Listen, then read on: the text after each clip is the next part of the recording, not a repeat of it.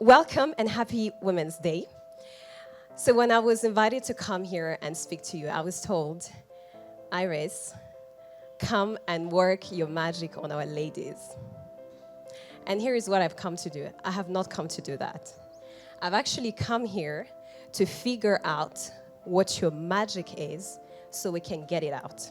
What we see is that language is one of the most critical barriers underlying a lot of the issues that we face when it comes to equality and equity.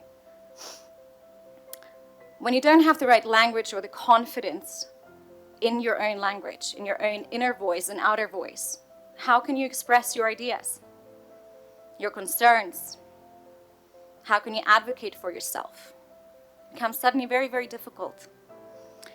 And we see that with a lot of our learners from across the country, that language just opens a completely new world to them, a completely new way of being and expressing themselves. You need to be ready and prepared for whatever opportunities will come in your life, right? And I always was a very good student, like many girls. I think we know that girls are usually very good students. I also believed a lot in having the high standards in terms of work ethic. I think it's very important to have the right work ethics. And you just have to be ready, because I really believe that the world conspires to put you where you're supposed to be, right? But you need to be ready.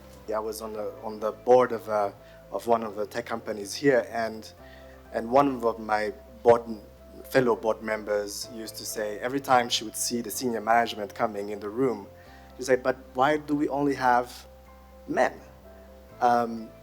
And she challenged me to look at the situation the same way. And I have to be honest, and this was a bias on a personal level, I was not seeing the situation and understanding the challenge the same way. So how do we start as men to be more conscious, be more aware, ask the right questions? I think it needs to start there. As a woman, you're first a person, and you always have to look at 4 pillars. I always look at my 4 pillars. So my professional life, my family, my social life, and me as a woman. I get mentored by and coached by so many people. I think I can meet Claire and have a conversation with her and be inspired. My husband also is a very, he's a life partner, so it's a close friend, and I bounce so many ideas on him. And I remember reading one book from Sheryl Sandberg, where she said, the most important career choice you make is the partner you select.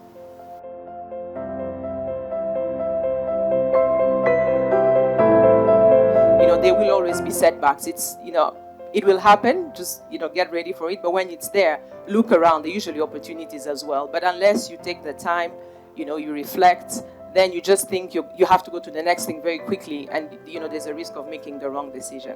There has been a deliberate strategy to ensure women's representation in all levels of leadership, whether it's parliament, whether it's government, or even board membership across both the public sector and the private sector. And this is why today we're proud to say that when it comes to gender parity, Rwanda ranks among the best in the world, because it has been a deliberate policy. The list of people who complain is always oversubscribed. But the list of people who want to be problem solvers always has vacancies. Fill that list. Make sure that you're always the one asking, how can I improve what I'm doing today or what we're doing today? Is there a better way to do something? Is there a faster way to get things done? Is there a more efficient way to approach a problem? Be the person who always asks those questions, but more importantly, who finds the solutions to answer those questions. Be the champion of optimism and solutions. Finally, remember that the more you do, the more you can do. And the less you do, the less you can do. So make sure you're sharpening yourself, you the person. And that means sharpening your character, your integrity. It's sharpening your skills, what you know, what you can do, your tenacity, and your resilience. Your resilience is really important, because you'll always find challenges. You'll always find difficulties. So that's my message to you. Let me end by wishing you again a very happy Women's Day. Our government has given us the best environment. Let's use it optimally. Let's do things, big things. Thank you.